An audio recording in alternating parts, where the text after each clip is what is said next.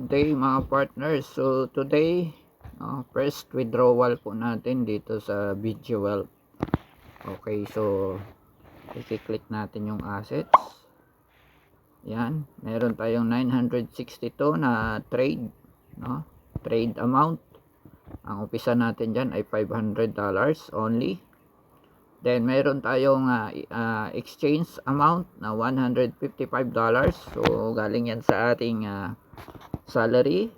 Tapos sa $100 na bonus dahil nag-rank up po tayo sa level 1 manager. Then yung iba is galing doon sa 5% ng referral ko na naglagay ng $500. Okay.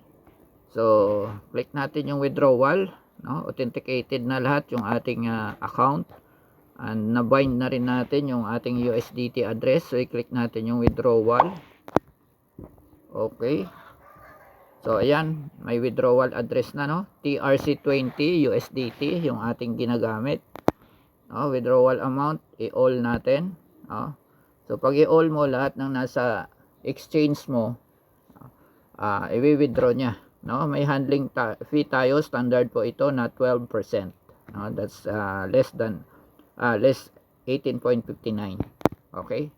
So then i-click natin yung confirm, no? After submitting the withdrawal application, the funds are in frozen state. No, mapo-frozen pa siya dahil i-verify pa nila yan, then sa kanila i-release, no? The account will be received within 24 hours.